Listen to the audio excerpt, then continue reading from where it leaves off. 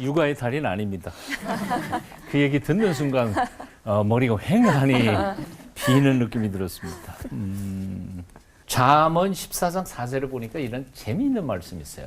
소가 없으면 구유는 깨끗하려니와 소의 힘으로 얻는 것이 많으니라. 그렇죠. 소가 없으면 마구간 깨끗할 거 아니에요. 없는데 뭐 그렇게 지저분할 게 뭐가 있겠어요. 하지만 소가 없어요. 그럼 농사 짓기도 힘드는 거죠. 요즘처럼 기계화 농업이 아닐 때에는 소 없으면 농사 짓는 것 자체가 불가능한 거죠. 애 없으면 집이 깨끗하죠. 당연해요. 애 있으면 정신이 하나도 없어요.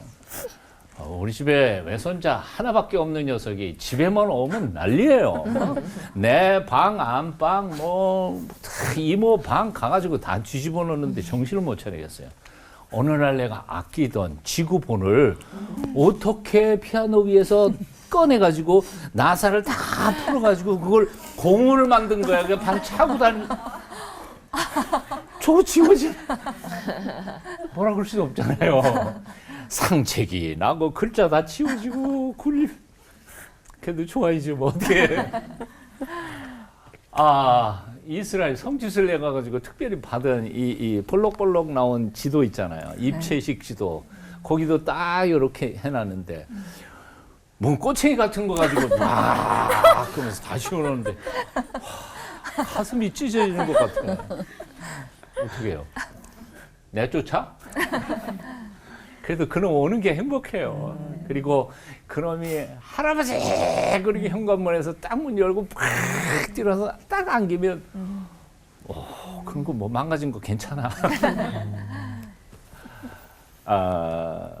왜 결혼하지 않을까? 요즘 결혼해서도 왜 아이를 낳지 않을까? 이유는 굉장히 많습니다. 하지만 핵심적인 이유는 딱 하나입니다. 우리 김 교수님께서 말씀하셨던 것처럼 이기심이에요. 자기중심주의예요. 나 편하자는 거죠. 나 혼자 사는 게 편해. 그리고 함께 살아도 애 없는 게 편해. 우리 둘이 알콩달콩 잘 살다가 그냥 둘이 떠나면 많은 거지 뭐. 이런 편리주의 생각, 자기 이기적인 생각 때문에 결혼도 하기 싫고요. 결혼해도 애 낳기 싫고요. 근데 거꾸로 생각해봐요. 젊었을 때는 좋아요. 오케이. 60, 70 넘어가지고 나이 늙어서 자기 혼자밖에 없다고 생각해봐요. 주위에 아무도 없어요. 얼마나 고독할까요? 그리고 인생 자체가 말년이 얼마나 비참해질까요? 곰곰이 생각해보면 무엇이 행복이고 무엇이 기쁨일까 생각해봐요. 저처럼 나이가 조금 늙어가면서 손자도 안아보고 손녀도 알아보고 같이 못 뛰는 뛰임에 아이하고 뛰다가 보면 운동도 좀 하고 그렇게 해서 살아가는 것이 정말 진정한 기쁨이고 행복이 아닐까.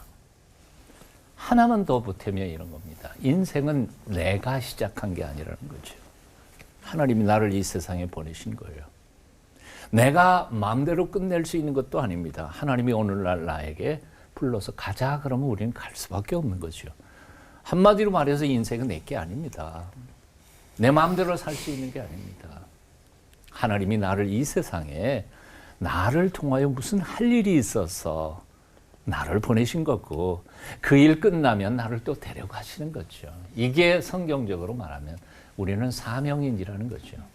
예수를 믿건 안 믿건 간에 이 세상에 태어난 모든 사람들은 뭔가 그 사람을 통해서 할 일이 있어서 하나님이 보내심을 받은 사명자들이라는 거예요. 근데 그 사명 중에 가장 큰 사명이 뭐죠? 말씀하신 것처럼 우리 아버님 어머님이 나를 두 분이 사랑하셔서 나를 낳아 생명에 살 기회를 주신 것처럼 하나님께서 내게 주신 가장 큰 사명은 또한 우리를 통하여 새로운 세대를 이어가면서 세상을 아름답게 만들어가는 다음 세대를 키워가고 양육하고 헌신하게 만드는 것이 아니냐. 이게 가장 중요한 사명이라는 거죠. 저는 제자에 대한 이야기를 하지만 가장 온전한 제자를 만들어낼 수 있는 것은 바로 자식밖에 없습니다. 목사가 아무리 성경 공부를 잘 가르쳐도 온전한 제자를 키울 수 있을까요? 아니요. 엄마 아빠가 사는 삶의 모습을 보면서 하나님을 만나고 하나님의 백성은 어떻게 살아가는지를 가장 잘 키울 수 있는 것은 아버지와 어머니라고 생각합니다. 우리는 제자가 되고 제자 만드는 사명을 가지고 이 세상에 태어났는데 먼저 내 아들 내 딸부터 하나님이 주신 대로 잘 키워서 세상을 아름답게 만들어가는 사명자로 살았으면 좋겠습니다. 저는 요즘은요, 지금 생각으로는 내가 다시 거꾸로 돌아간다면 한 10명을 낳을 거예요. 요즘에 청년들한테 그래요. 제발 이 어리석은 결단하지 말고 최소한 4명은 낳아라. 최소한 4명은 낳아라. 2명 낳으면 본전치기고 4명이면 창세기 1장 28절에 주님의 명령 앞에 순종하는 거다 생각해 봅니다. 하나님이 주신 생명들, 열매들 받아서 노후가 행복해지는 여러분 삶 되시기를 축원합니다. 기도하겠습니다. 소중한 생명의 기회를 주신 하나님을 찬송합니다.